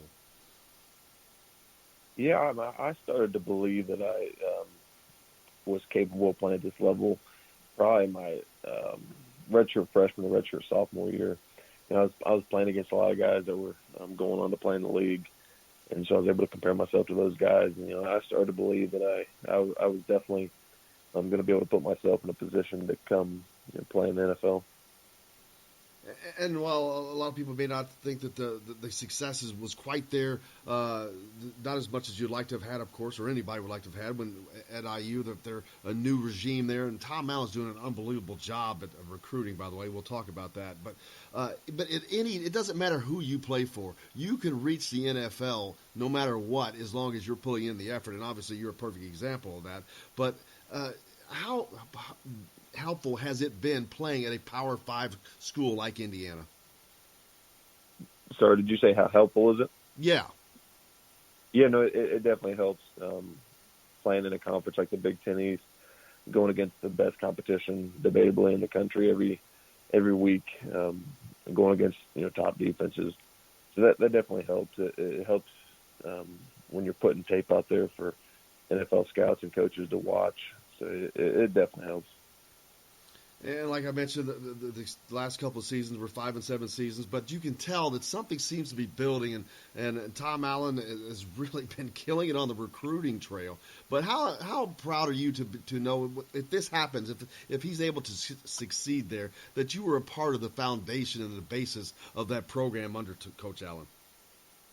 Yeah, I take a lot of pride in Indiana football, and I'll be extremely proud of them if they can take the foundation that's in place right now and build off that and turn that into 8 or 9 or 10 wins.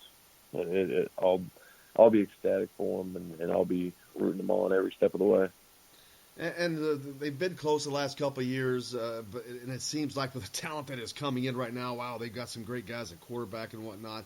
But how close is in Indiana to being, because they've competed with Michigan and they've been right. You guys were right there. But how close are they to reaching into that next level in the Big Ten? Yeah, I mean it is. It's almost funny how close Indiana football is. Like you said, we've been in so many close games over the years, games that go down to the wire, and it's really one or two plays that change really an entire season. So I mean, it's right there on the cusp. There's a couple more plays have to be made each year.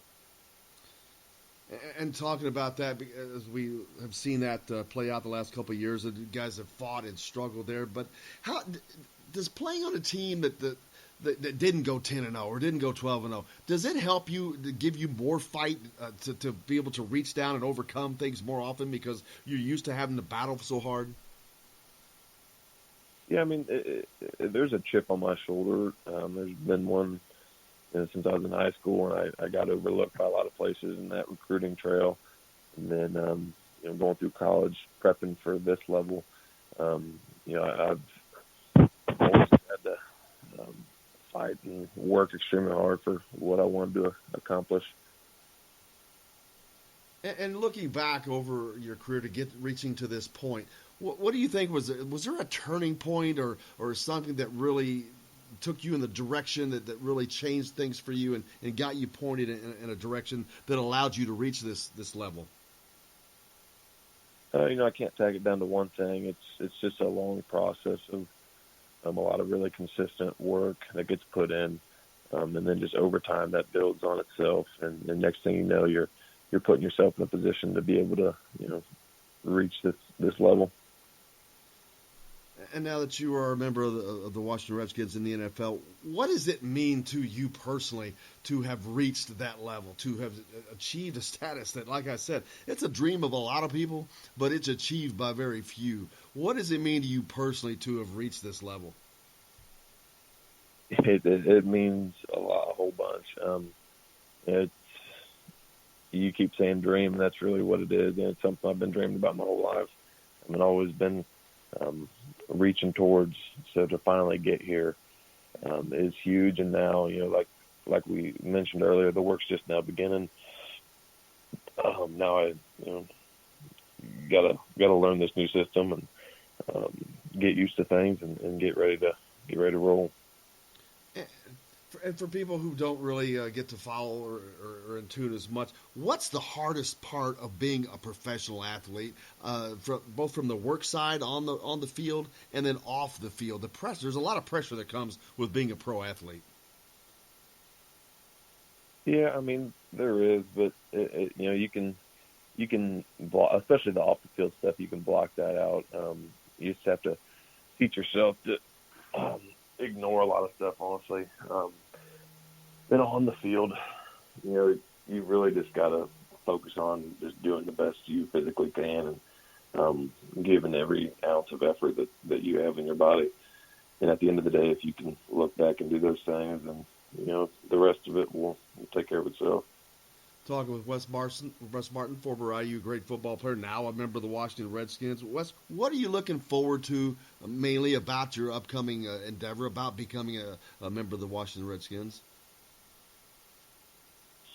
I guess the biggest thing, just soaking up the entire experience and process, just taking it all in and cherishing the opportunity and the blessings that have been put in front of me. You're obviously a very chill individual, and it usually means you come from a chill family and have been a great upbringing. But there's always somebody in your family that is just so stoked and out of their mind about this. Who's that member of your family?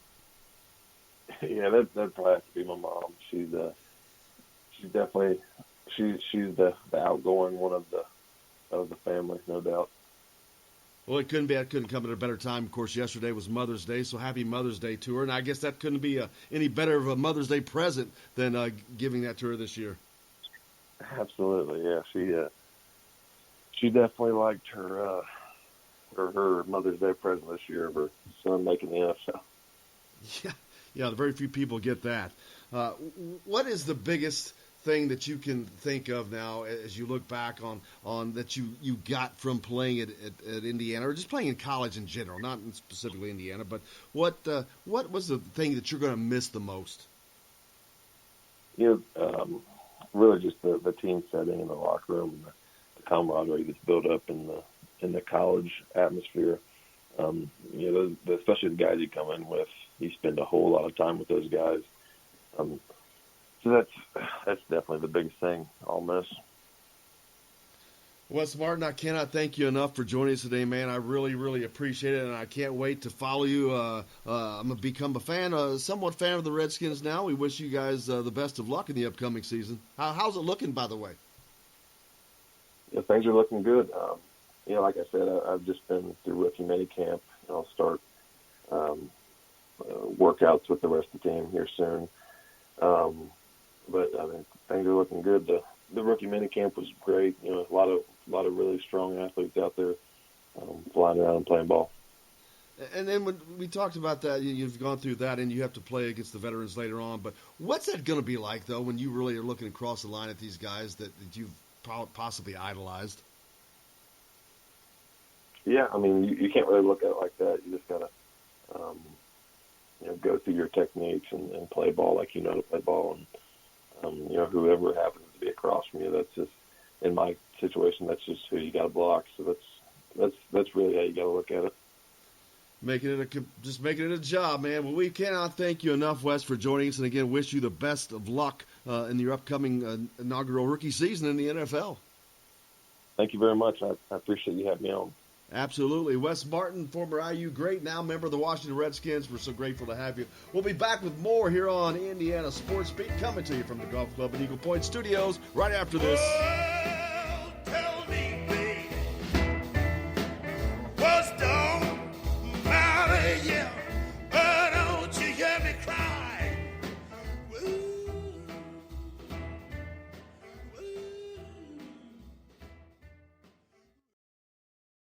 Hello, everybody. Jim Coyle from Indiana Sports Beat. When I'm not covering the Hoosiers, you can find me at Bubba's 33 in Clarksville, located on the northeast corner of I-65 at Veterans Parkway. Bubba's 33 has hand-tossed pizzas, bold burgers, and ice-cold beer from a select list of local craft brewers. An incredible food selection, all made fresh daily. Whether you're meeting the team for that post-win meal in the family dining area or meeting friends for happy hour to watch the game on one of Bubba's 50 TVs. Bubba's 33 in Clarksville. Pizza, burgers, beer. We all want a winning smile for those championship photos, and that's exactly what you will get at Reynolds Family Dentistry in Sellersburg. Reynolds Family Dentistry has been serving the dental needs of Hoosier families for over 30 years. Let Doctors Roger and Jay Reynolds take care of your family. Just off of I-65 at 809 South Indiana Avenue in Sellersburg. Call 812-246-3368. That's Reynolds Family Dentistry, 812-246-3368.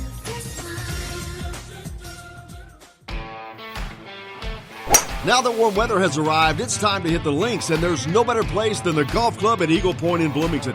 Voted best golf course by the readers of the Bloomington Herald-Times, the golf club at Eagle Point is under new ownership, has new fairways and bunkers, and it's open to the public. When the round's over, there's cold beer and a full menu at the Eagle Point Pub and Bistro.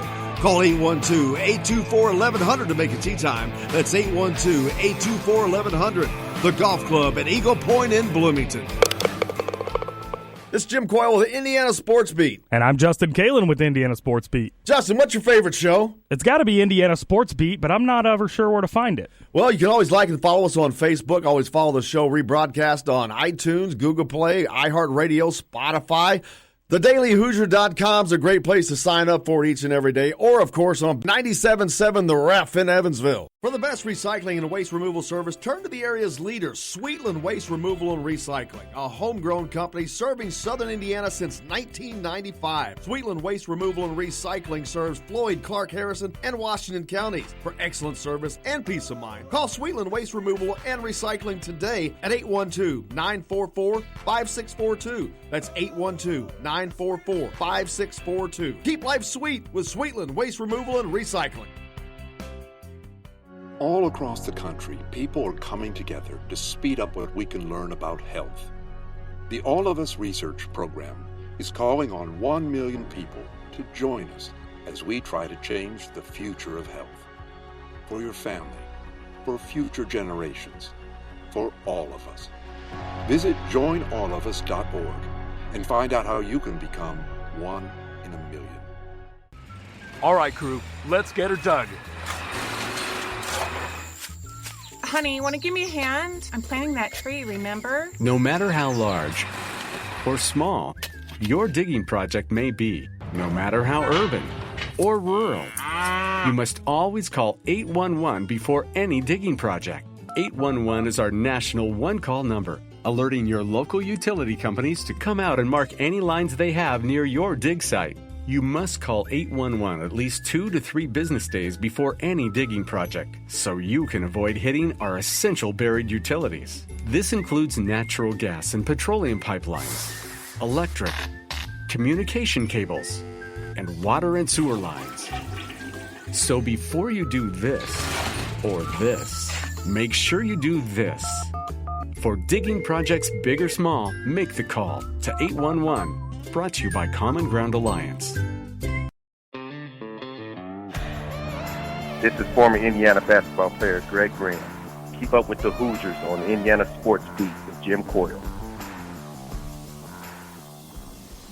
Today's guest is brought to you by Bubba's 33 in Clarksville with hand-tossed pizzas, bold burgers, and ice-cold beer. Pizza, burgers, beer. Bubba's 33 in Clarksville.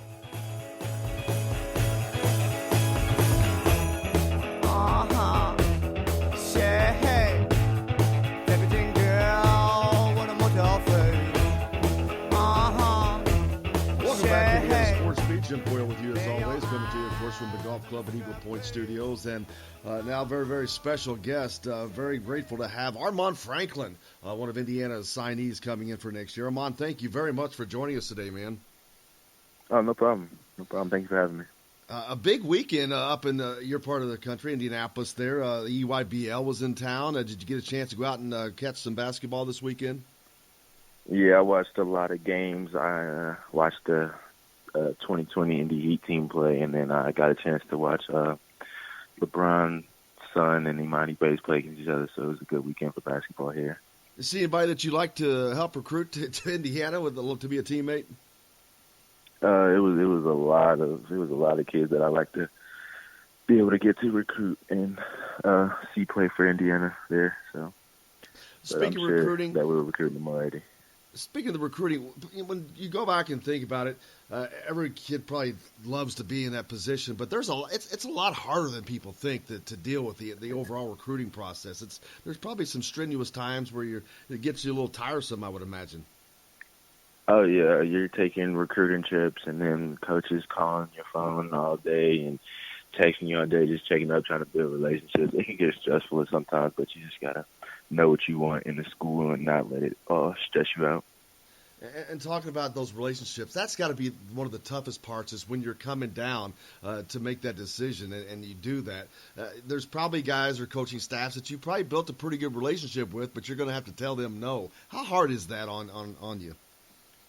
That was probably one of the hardest parts of me committing, was telling other coaches no, because I've been building relationships for about a year, and just tell them no, it just kind of hurts your feelings, but you know that it's all gonna be all right because they've been told no before. Of course, but then when you're actually forced to do that, of course, it puts a little stress on you. But then when you actually get to tell the coach where you're going, of course, Archie Miller in Indiana, how exciting is that to be able to do that?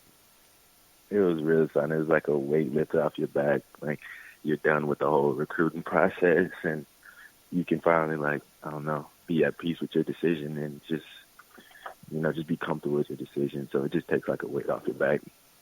And being one of the prominent players in Indiana high school basketball last year and making that decision to go to Indiana, what was it that led you to pick Archie Miller and the Indiana program? It was a lot that went to it. I had like a list of things that I looked for in the school, so there had to be a lot of academic things as well. But main thing for basketball was just having a good relationship with the coaches, and then not only the coaches but the players that are already there.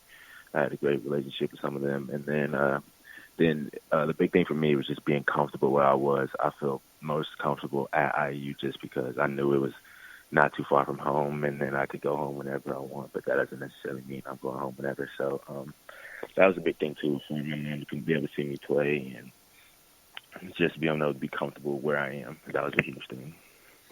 And you're talking about that, you're coming into the program with a couple other Indiana guys, one of which is a grad transfer, Joey Brunk, but also Trace Jackson, who someone you ran into on the court quite often. You guys are going to be teammates, both Indiana guys. That's got to be a lot of fun to look forward to. It is. I've known me and Trace used to play together in 7th grade, so we know each other pretty well. We've known each other for a long time. It's just exciting to finally play with them again.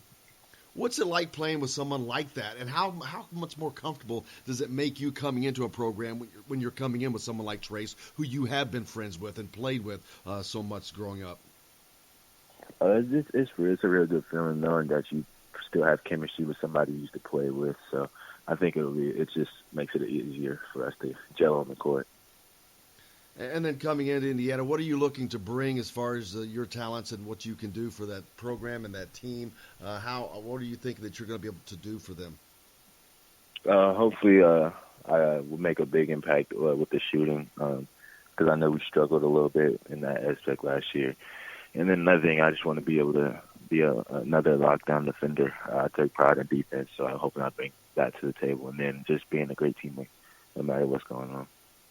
And again, we talked about you being one of the prominent players in Indiana high school basketball the last several seasons.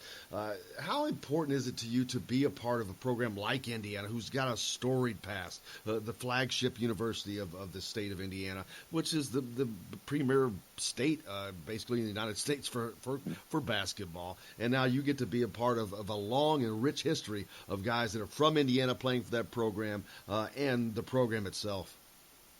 Yeah, that was another big thing for me, just being part of such a storied program and program history and just the fans and all that. Like, no matter what your record is, there's still fans every day, every game. So that was a big thing too. And then just being able to help be part of bringing IU back to what they used to be. That was another thing for me, just getting them back to the prominent level they were at.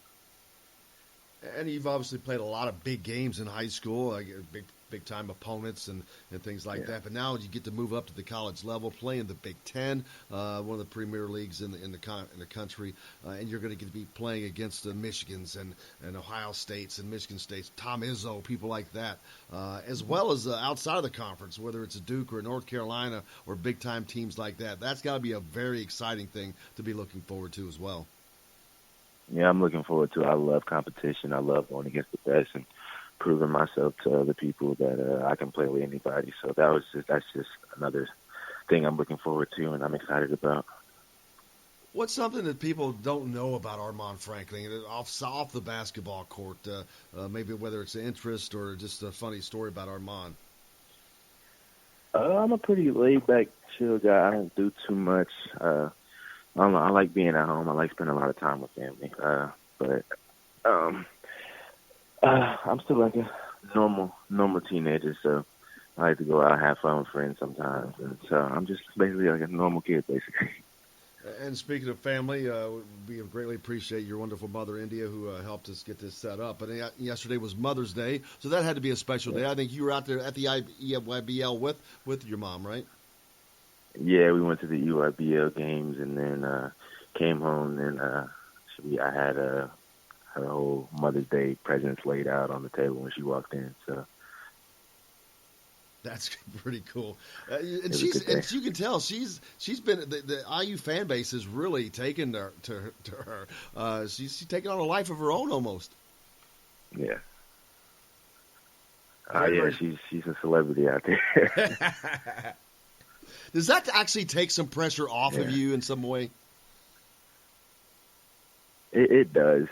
Just knowing that my mom is getting a lot of attention too. It takes some pressure off me because people would actually just bring my mom up there in the middle of the conversation like, your mom's so funny, all that and all that. And like, I don't know. It's just a good feeling to know my mom is accepted by the IU family and community. Definitely has been, and you can tell, and that's great to look forward to. What are the things you're looking forward to most once you get to Indiana, just coming to school? Just coming to school, just meeting new people, making new relationships and friendships, and that's just what I'm used to, just meeting new people, making new friends, and then you never know. It's just a lifetime partnership. And I know that Trace Jackson and Joey Brunk have been working out a lot. Have you got to work out with them much at all, or any this before you come to IU? I haven't worked out with them yet, just because they live so far from me. So, yeah, I haven't got the chance to work out with them yet. And what do you do to prepare yourself, obviously besides what you've done in high school, but in between then and now, before you get to Indiana, what all are you doing to prepare yourself for that? Because there's more to it than just basketball in school. Now you're going to be kind of on your own for the first time as a freshman in college. It's going to be a big change. Yeah, it's going to be a big change, but I don't know. I feel like I'm pretty self-sufficient, so I think the transition won't be as bad for me, just knowing that I can take care of myself, I can cook for myself, all that. So I think my mom's prepared me well enough for this. Awesome. And then there's a lot of other aspects to the game off the court, whether it's working out with Cliff Marshall, who we always see them on social media. Man, they do a lot of stuff in getting their bodies and the physical shape and to another level. Yeah, I'm really big fan of Coach Cliff and what he does, and I just can't wait to finally get down there and work with him and then see my body really transform to the next level type body and just get more physical and all that. So I'm really excited about that. And then having watched Indiana play, who are you excited to be able to play with some of the guys that are already on the team? Oh, I'm excited to play with all of them. I watched a lot of games, and I kind of got to see where people like to get their spots, and I don't know, it's kind of basically figure out what they like to do before I get there. And I think that gives me an advantage to what I can bring next year, just a chemistry standpoint. And then, of course, this summer you still have some things to wrap up before your high school careers completely over the Kentucky-Indiana All-Star Series comes up. How much pride do you guys take in that and representing the state as the elite of the elite in Indiana? Oh, it's a big thing. We don't like losing to Kentucky. So last year in the juniors we lost. So I think we got to make up for it this year. It's a big deal for us. Absolutely. As a matter of fact, I think that was the first time they had lost a game. The seniors lost a game in almost a decade. So Indiana has really dominated that series. And I don't Indiana's known as the basketball state. Of course, we all know that. But I don't know that people realize outside of here how serious that it really is. And Indiana leads that series like 3-1. Games-wise, but it is the amount of talent that is on those all-star teams is always staggering. That's got to be a fun thing to be able to play with that level of talent as well. Yeah, it's fun. You play against these guys in high school, in the high school games, and now you finally get the team with like top best talent in the state teaming up with one team is pretty dangerous. So, yeah, it's just good to play with those guys one last time before we go our separate ways. And, of course, next year we talked about when you come to Indiana, getting to play in a place like Assembly Hall, which not only is Indiana one of the most premier and well-known programs in the country, Assembly Hall is possibly the most iconic venue in all of college basketball. Very, very special place to play in. Yeah, it is. I came to a lot of games last year, and then just seeing the crowd there and the atmosphere there is like people love it there. So it was just a great feeling being there, and I can't wait to play in it. What's it like playing? Where do you think it's going to be like playing in a place that can get as loud as? Because there's about not many places that can get as loud as Assembly Hall can get. Yeah, it'll be crazy. Like when we start going on runs and build up big leads and just hearing the crowd getting hyped up for us. It's just going to be a crazy feeling. I can't imagine it until I'm on the court yet.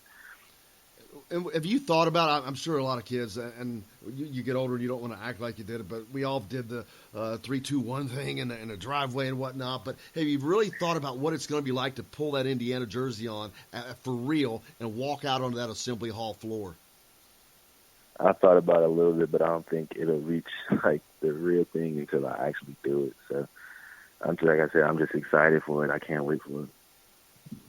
Well, Armaan, I cannot thank you enough for joining us today. We really appreciate it. I hope you had a great Mother's Day yesterday with your mom, India, and we appreciate all of you guys and look forward to seeing you on the court at Assembly Hall.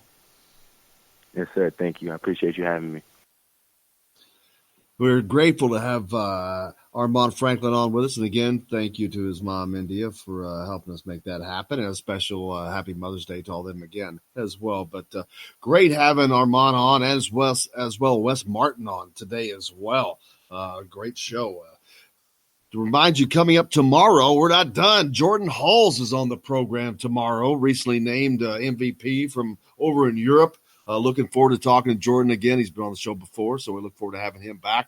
Mike Schumann from the Daily Hoosier will be on with us as well. We'll talk recruiting. There was a lot of action over the weekend up in Westfield, north of Indianapolis. The EYBL was in town, and not just the recruits making noise. There was somebody there that was kind of well-known. LeBron James was in town up there following the action as well. Of course, Los Angeles Lakers not in the NBA playoffs, so he was able to come out and check that out. I think he had someone special he was watching, namely his son. But also Indiana made another offer. Archie Miller offers, as Tim pointed out earlier on a text, DJ Stewart is the latest in the 2020 class to receive an offer from Archie Miller. He had a great weekend at the EYBL in Westfield. Scored a lot of points, man. That dude scored a lot of points. He had 29 and 37 points on Saturday. Then he capped the weekend off with a 46-point performance on Sunday, including the game winner at the buzzer in double overtime. So the dude's definitely a scorer. He's a 6'3" combo guard.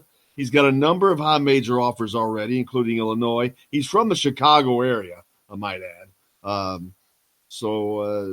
Illinois, of course, has offered him Iowa, Notre Dame, Florida, Xavier, Texas, and Louisville. He's currently ranked number 106 in the 2020 class, That's according to 247 Sports Composite. He's the number 10 combo guard and the number 3 player in Illinois, according to those guys as well. Of course, Indiana's got some history with players coming out of Chicago. None more famous than Isaiah Thomas. Eric Anderson was from the Chicago area. There's been several guys over the years that have come from that area. But this is in the 2020 class, like I said, though, not the 2019 class. So Archie has made several offers to players in that 2020 class. A lot of Indiana kids on that list as well, but we'll see how that one turns out. But still looking towards 2019, and if they can get anything done. I'm not sure what they're going to do now since they, again, lose out on Lester Quinones, the latest in that class to turn Indiana down. Will they go the route of grad transfer, which is always an option, but it's getting kind of late in the game. I'm sure there are several good players still available, but is this system one that's easily picked up by a one-year player? There's always talk to banking a scholarship. Why you would do that, I have no earthly idea when you can use the grad transfer market and you're not losing anything. It's going to be there for you for that 2020 kid anyway. So we'll see what route they choose and what direction they go. But right now, 2 open scholarships for Archie Miller in Indiana. We'll see how they can get that filled and to complete that roster as they're undergoing a roster overhaul at the moment. Trying to get in the players that he wants to have in, not having success on the national level right now, but obviously doing well within the borders of the state. 2 of the top players in the state last year, of course, Trace Jackson Davis and Armaan Franklin, both coming to Indiana next year. They'll be joined by grad transfer Joey Brunk from Butler, of course. So they've got more talent coming in. They've got a good nucleus in place. They need some shooting and some scoring. Devontae Green, his shooting really improved as the season wound down, but they need to get shooting from more than just one player. Of course, Rob Fennessy continued to improve. He suffered that midseason concussion that set him back some, no doubt about that. But we'll see how that works out. But Matt Cross visits scheduled to come to IU. So lots going on. A lot of names, a lot of offers, a lot of things floating. A lot of things yet to turn out. So it's not over yet. But I think that we're winding down because I think what the deadline is May 15th, I think. Isn't that correct, Jake? Yes. So the clock is ticking on this next season's recruiting. As what did I say, the 12th? Yeah, no, 13th. Today's the 13th. Wow. So we got 2 days. So 2 days left, and that clock is ticking. But we'll see how it works out for them. The grad transfer market always there, and if not, I guess they'll bank them, which I'm not sure what the purpose of that would be when you have grad transfers available. So just for the bodies, I would think that they would need them to come in. But we'll see what they can get done. Don't forget, on the program tomorrow, Mike Schumann from the Daily Hoosier will join us. Also, special guest Jordan Hulls. Jordan has been on with us before, as I said, and I look forward to having him back again. Just named the MVP for Europe. What an honor that is, man. He continues to thrive and play well. And I mentioned earlier, a lot of former players are still playing well, whether that's in the NBA, as several of them. I think there's 8 players by you in the NBA right now. But you've also got people like Jordan Hulls, Will Sheehy, Christian Watford, all from that same team. I mean, from that same team that are still playing in various parts of Europe. But we'll look forward to talking to those guys as well. And Archie Miller has extended an offer to DJ Stewart, as I said, the latest to kid from Chicago. But that's going to wrap it up for us today. I hope you've enjoyed the program. Look forward to doing it again tomorrow. And as I said, Jordan Hulls will be on with us. So for Jake, I'm Jim Coyle, and I will see you on the radio.